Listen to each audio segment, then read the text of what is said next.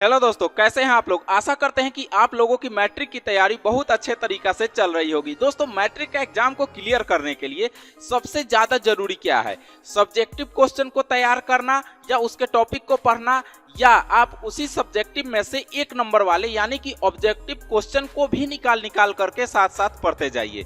आपका जवाब होगा सर दोनों जरूरी है। तो जब दोनों जरूरी है तो आप लोग क्यों नहीं सब्जेक्टिव के साथ साथ ऑब्जेक्टिव की भी तैयारी करते हैं। हम बहुत सारे ऐसे बच्चों को देखते हैं जो कि सब्जेक्टिव पर थरल्ले से तैयारी कर रहे हैं लेकिन ऑब्जेक्टिव क्वेश्चन को नहीं सॉल्व कर रहे हैं, जिससे कि उनको एग्जाम में बहुत बड़ी हानि होगी। दोस्तों, इसी चीज को और आसान बनाने के लिए हम एक वीडियो की सीरीज चालू कर रहे हैं जिसमें कि आपको हर चैप्टर का ऑब्जेक्टिव क्वेश्चन वीडियो के माध्यम से हम देंगे। तो दोस्तों, आज के इस वीडियो में आपका जो राजनीतिक शास्त्र बुक है उसका दूसरा अध्याय का ऑब्जेक्टिव क्वेश्चन हम आपको समझाने वाले हैं।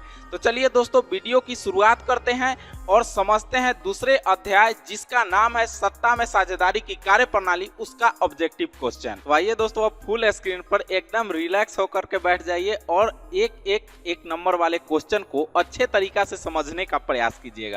दोस्तों, हमारा सबसे पहला नंबर क्वेश्चन है, संघीय व्यवस्था में सरकार होती है, यानी कि संघीय व्यवस्था में कैसी सरकार होती है। आपके ऑप्शन है एकल सरकार होती है, दोहरी सरकार होती है, त्रिस्तरीय सरकार होती है, या कोई नहीं। तो दोस्तों, इसका जो आंसर होगा वह बी नंबर आंसर होगा, यानी कि दोहरी सरकार होती है। जब भी संघ होता है, संघ किसको कहते हैं? संघ कहते हैं जब दो दल आपस में मर्ज हो जाते हैं यानी कि मिल जाते हैं, उसको संघ कहते हैं। तो जब संघीय व्यवस्था होती है तो दोहरी व्यवस्था के अंतर्गत उसको बोला जाता है। अगला जो आपका क्वेश्चन है वह संघीय व्यवस्था में कैसी सरकारें होती है। देखिए, एक ही क्वेश्चन को कैसे घुमा दिया जाता है, मतलब क्वेश्चन वही है लेकिन इसमें क्वेश्चन को थोड़ा सा मॉडिफाई कर दिया गया है। तो इसका ऑप्शन क्या होगा? एक दलीय होगा कि द्विदलीय होगा कि बहुदलीय होगा कि कोई नहीं होगा। तो दोस्तों, जब संघीय व्यवस्था होती है तो उसमें ये जरूरत नहीं है कि द्विदल यानी कि दो दल हो, उसमें कई दल भी मर्ज हो सकते हैं, यानी कि संघीय व्यवस्था जो हो सकता है वह बहुदलीय व्यवस्था के अंतर्गत आएगा। आंसर सी सही होगा इसका। अगला जो आपका क्वेश्चन है, भारतीय संविधान में अधिकारों की कितनी सूचियां हैं? अधिकारों की सूची कितनी है? आपके ऑप्शन है 2, 3, 4 या 5। तो इसका सही उत्तर है 2, यानी कि हम लोग के भारतीय संविधान में अधिकारों की कुल 3 सूचियां बनाई गई हैं। दोस्तों, अब हमारा अगला क्वेश्चन है, यानी कि चौथा नंबर, निम्नांकित में कौन सा कार्य ग्राम कचहरी का अंग नहीं है, यानी कि कौन सा ऐसा कार्य है जो कि ग्राम कचहरी के अंतर्गत नहीं किया जाता है। आपके ऑप्शन है मुखिया, न्याय मित्र, सरपंच या न्याय सचिव। तो दोस्तों, इसका उत्तर ए होगा, यानी कि ग्राम कचहरी के अंतर्गत मुखिया जो है वह मुख्य रूप से कार्य नहीं करते हैं, क्योंकि ग्राम कचहरी का जो मुख्य प्रधान होता है वह सरपंच होता है। अगला जो आपका क्वेश्चन है, पांचवा नंबर, वर्तमान समय में भारत में केंद्र शासित क्षेत्रों की संख्या कितनी है? कितने ऐसे राज्य हैं जो कि केंद्र शासित राज्य हैं? आपके ऑप्शन है 7, 8, 9 या 11। तो दोस्तों, सबको जानता है कि अभी के डेट में 8 जो ऐसे राज्य हैं हमारे, वो केंद्र शासित राज्य हैं। अगला क्वेश्चन है छठा नंबर क्वेश्चन, इनमें से कौन सा केंद्र शासित क्षेत्र नहीं है? और उस केंद्र शासित क्षेत्र का ऑप्शन आपको यहाँ पर है, मिजोरम, दिल्ली, पुदुचेरी या लक्षद्वीप। तो दोस्तों, इसका सही उत्तर होगा मिजोरम। मिजोरम एक ऐसा क्षेत्र है जो कि केंद्र शासित क्षेत्र के अंतर्गत नहीं आता है। अगला आपका सातवां नंबर क्वेश्चन है, भारतीय संविधान द्वारा माननीय राष्ट्रभाषाओं की संख्या कितनी है? यानी कि हम लोग का जो संविधान है वह कितनी भाषाओं को मान्यता अभी तक देता है? तो दोस्तों, आपके ऑप्शन है 15, 18, 19 या 22। इसका सही उत्तर डी है, यानी कि 22 जो है भाषा वह भारतीय संविधान उसको मानता है। दोस्तों, आपका आठवां नंबर क्वेश्चन है कि भारत में संघ एवं राज्यों के बीच अधिकारों का विभाजन कितनी सूचियों में हुआ है? आपका ऑप्शन नंबर ए है संघ सूची राज्य सूची में, या संघीय सूची राज्य सूची समावर्ती सूची में, या ए और बी दोनों ऑप्शन सही है, या इनमें से कोई नहीं। तो दोस्तों, आपका जो बी नंबर ऑप्शन है वो सही है, यानी कि हम लोग के भारत ने संघ और राज्यों के बीच जो अधिकार है उनका सूची संघीय सूची, राज्य सूची और समवर्ती सूची के अंतर्गत आता है। अगला आपका 9वां नंबर क्वेश्चन है, बिहार की कितनी आबादी पंचायत समिति के एक सदस्य को चुने जाने का प्रावधान है?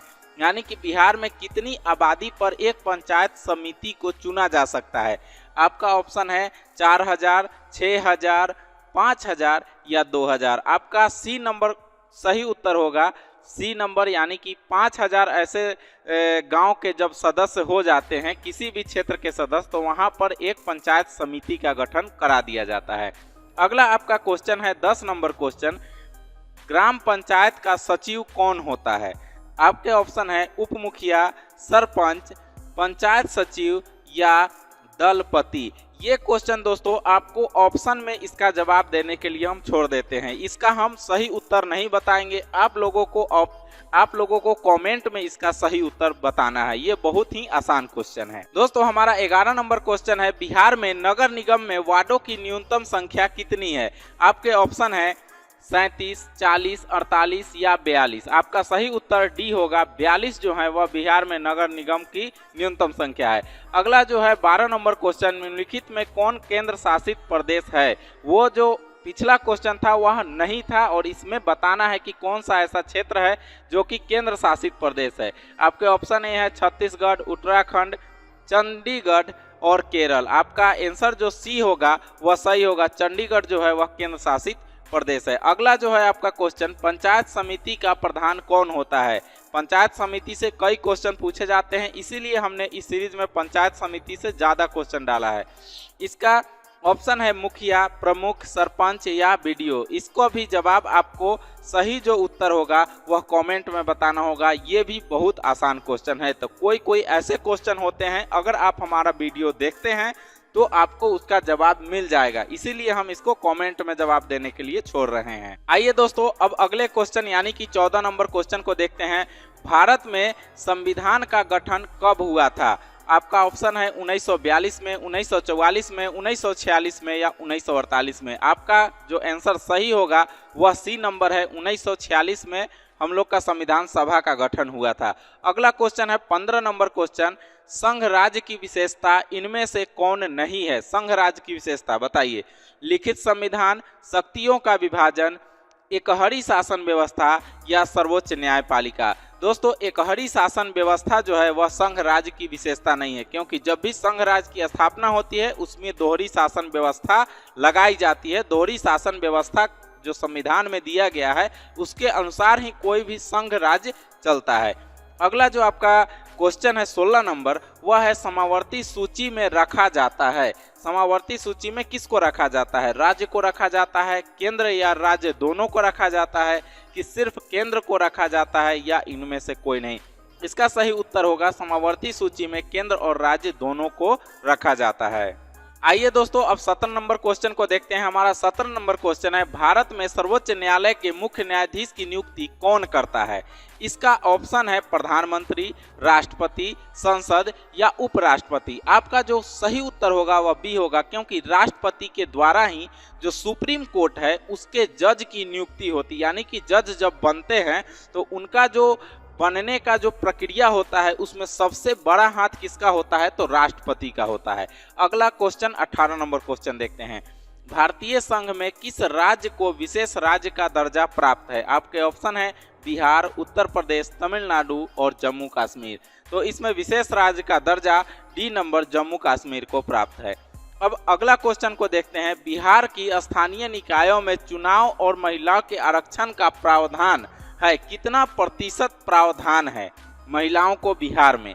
तो देखिए आपके ऑप्शन है 27%, 33%, 40% या 50%। तो दोस्तों कुछ समय पहले 50% से बहुत कम था, लेकिन अभी महिलाओं को 50%, 50% का आरक्षण बिहार में दिया जाता है। आइए दोस्तों अब 20वां नंबर क्वेश्चन को देखते हैं, भारतीय स्वतंत्रता अधिनियम 1947 के तहत भारत में उस समय कितनी देशी रियासतें थी? कितनी देशी रियासत थी? आपके ऑप्शन है 563, 540, 570 या 520। इसका सही उत्तर होगा ए नंबर, यानी कि 563 रियासतें थी। अगला आपका 21 नंबर क्वेश्चन है, भारतीय संसद के किस संविधान को 1992 ईस्वी में पारित कर नागरीय शासन व्यवस्था को संवैधानिक मान्यता प्रदान की गई थी। अब है 73वां संशोधन हुआ था उस समय, 72वां संशोधन हुआ था उस समय, या 71वां संशोधन हुआ था या 74वां संशोधन हुआ था। इसका सही उत्तर डी नंबर है। 74वां संशोधन के अंतर्गत नगरीय शासन व्यवस्था को लगाया गया था। अगर आप लोग हमारी वीडियो को देखते हैं तो आप लोगों को पता होगा कि 1992 में जो पंचायती राज अधिनियम बना था और उसके बाद 74वां संशोधन करके जो नगरीय शासन व्यवस्था था उसको लागू किया गया था।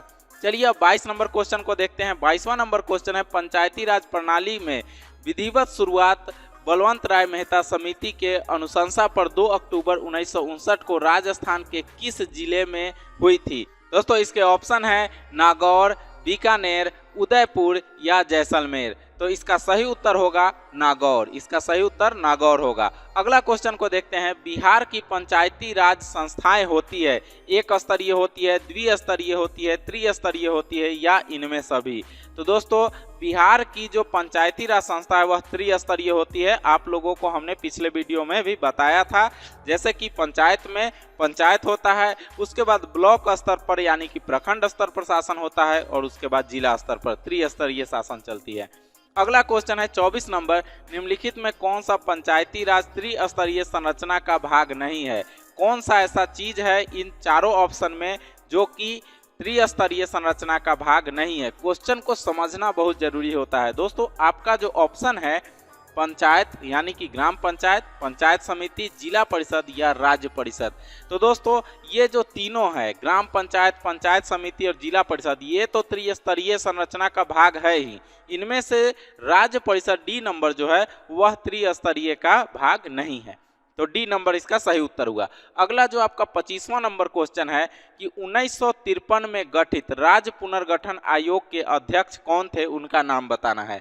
आपके ऑप्शन है डॉक्टर जाकिर हुसैन, जयप्रकाश नारायण, फजल अली और डॉक्टर सर्वपल्ली राधाकृष्णन। तो इसका सही उत्तर जो है वह सी नंबर है, फजल अली। आइए दोस्तों अब 26 नंबर क्वेश्चन को देखते हैं। नगर निगम में निर्वाचित प्रधान को क्या कहा जाता है? जो नगर निगम में सबसे प्रधान पद पर होते हैं उन्हें क्या कहा जाता है?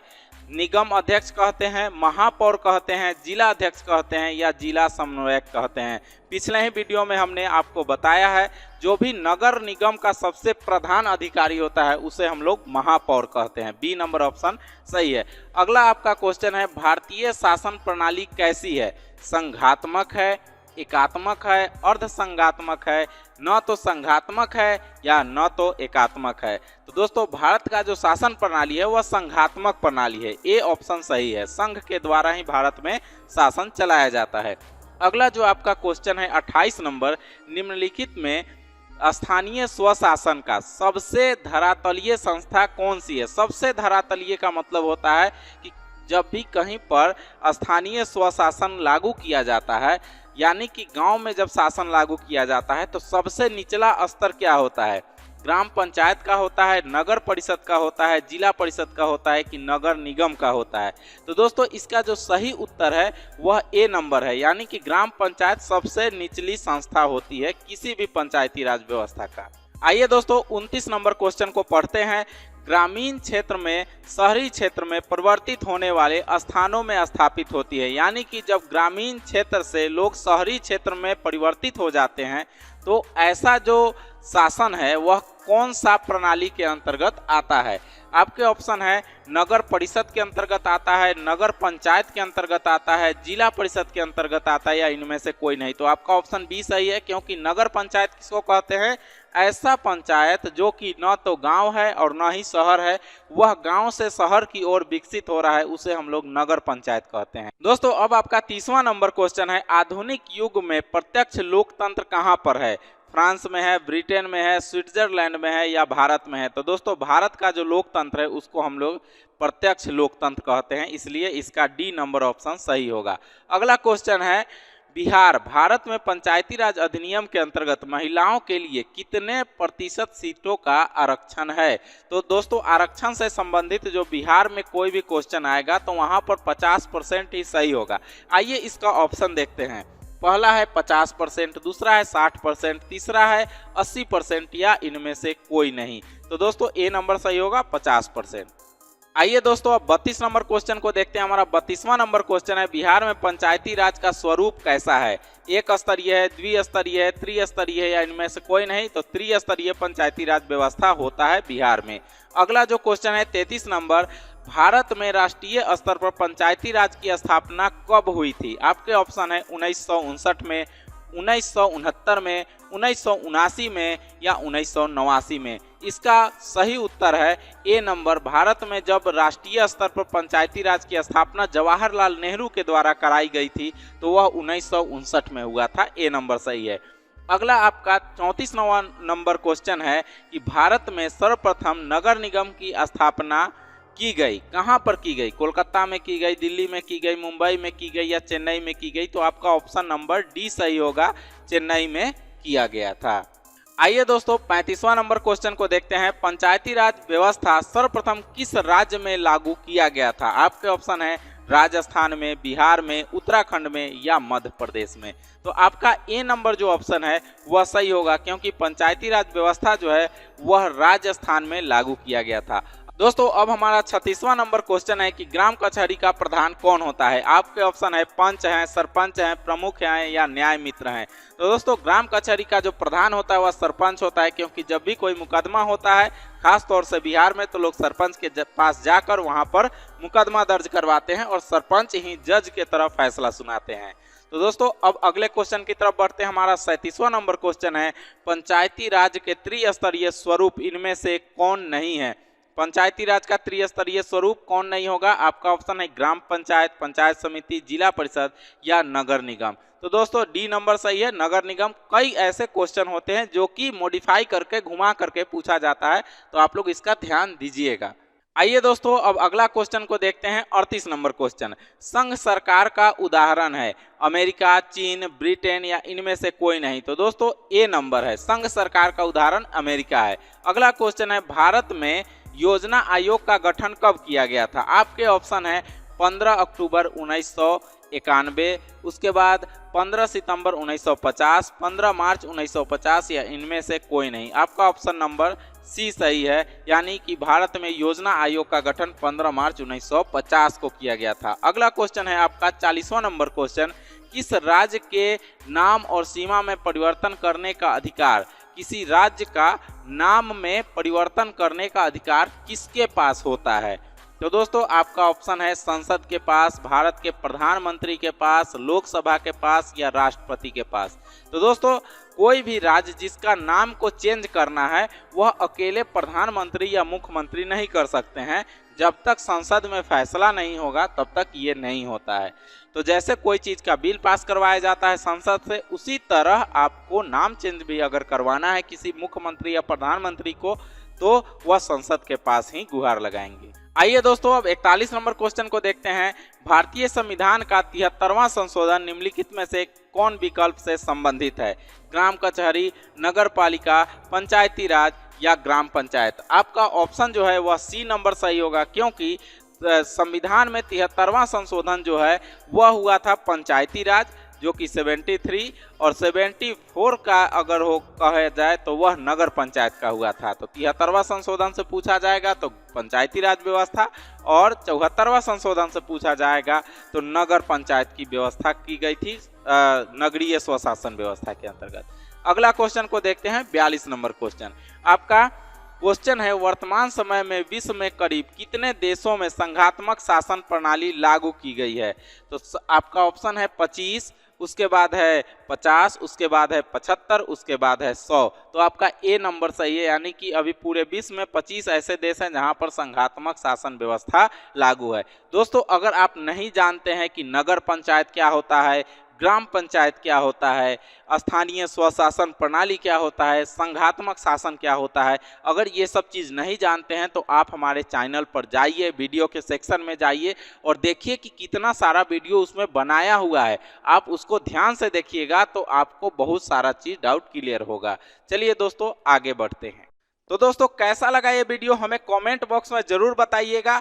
और भी आपको कौन कौन से चैप्टर का ऑब्जेक्टिव क्वेश्चन को निकालने में कठिनाई हो रही है वो भी चीज कमेंट में लिखिए। दोस्तों मिलते हैं फिर से एक नेक्स्ट वीडियो में नया टॉपिक को लेकर के, तब तक के लिए आप अपने अभिषेक सर को दीजिए इजाजत।